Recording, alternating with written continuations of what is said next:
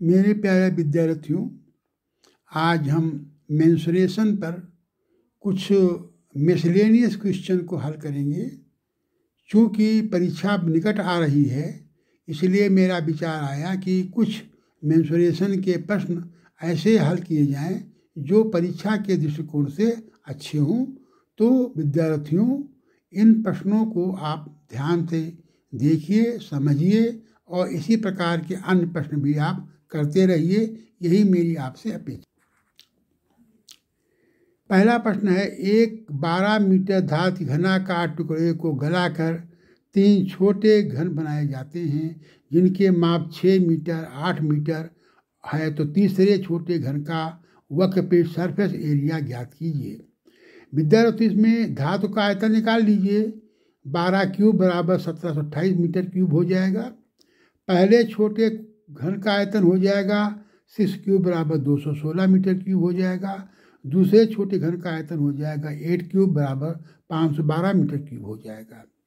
तीसरे घन का आयतन निकालने के लिए आपको 1728 1728 में से 216 और 512 घटा दीजिए तो आपका 1000 मीटर क्यूब आएगा।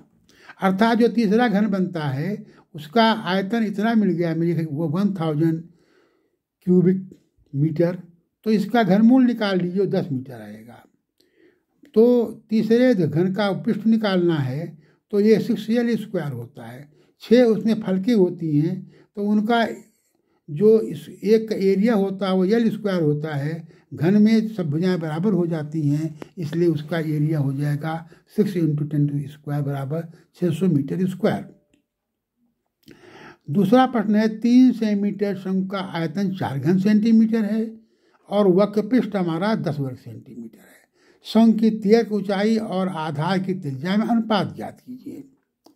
इसमें हमने v निकाला है 1/3 पाई r स्क्वायर, इससे बराबर हो गया 1/3 पाई r स्क्वायर इंटू 3। ये बराबर हो गया 4 = हो गया 4 बराबर हो गया पाई r स्क्वायर के। वक्रपृष्ठ होता है पाई r/l, ये बराबर हुआ 10 की हो गया। अब 1 को 2 से भाग किया दिया, अगर हम इसको हल करेंगे तो आप देखें L/r = 5/2 आएगा। अर्थात L/r समानुपाती हो जाएगा 5:2 के। तीसरा प्रश्न है, किसी लंबवृत्तीय शंकु की ऊंचाई उसके आधार की त्रिज्या के बराबर है और उसका आयतन 95 सेंटीमीटर क्यूब है। तो शंकु की ऊंचाई ज्ञात कीजिए।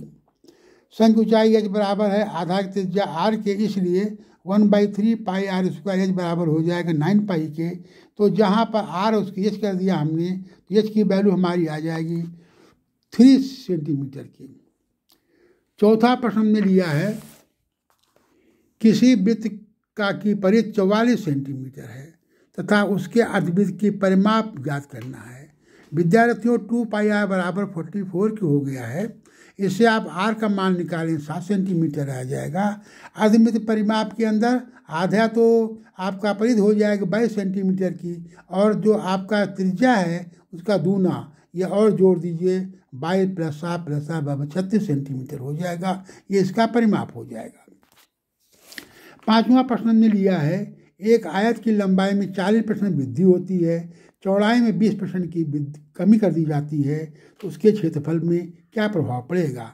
तो ऐसे प्रश्न के लिए एक तो लंबा तरीका है कि लंबाई 40% वृद्धि करके उसका एरिया निकालिए और चौड़ाई कम करके भी एरिया निकालिए और मूल एरिया निकालिए, दोनों डिफरेंस कर लीजिए, फिर परसेंटेज निकालिए। आप सवाल हल जाए, काफ़ी लंबा प्रक्रिया अपनानी पड़ेगी, लेकिन इम्तहान के पॉइंट ऑफ व्यू जहाँ शॉर्टकट चलना होगा वहाँ आपको एक फार्मूला है +- a +- b +- ab। प्लस बताता है वृद्धि, माइनस बताता है कमी। तो a में हमने 40 रखा, b हमारा कमी बताता है माइनस रखा, ab को मल्टीप्लाई किया 40 × 20 माइनस के साथ में इसको 100 से भाग किया। आप देखेंगे 12% वृद्धि आती है। अगर ये 40 की जगह यहाँ पर 30 होता तो 2% कमी हो जाती। तो वृद्धि हो या कमी होगी, इस पर डिपेंड करेगा कि a की वैल्यू कितनी आ रही है और b और ab वैल्यू कितनी आ रही है। छठा प्रश्न, एक आयत की लंबाई 20 फीट है, चौड़ाई 10 फीट है और उसके अंदर चित्रानुसार 1-2 फीट का रास्ता बनाया गया है। तो रास्ते क्षेत्रफल ज्ञात कीजिए। तरीका ये है कि 20 गुणे 2 करें, उसको 10 गुणे 2 करें, और जो कि बीच का एरिया 2 बार आया हुआ है, इसलिए उसको जो आप जो है थोड़ा सा एक बेड़ा घटाना पड़ेगा आपको। तो घटाने के लिए एक तरीका तो ये है कि आप 10 गुणे 2 प्लस 20 गुणे 2 माइनस 2 गुणे 2 बराबर 56 हो जाएगा।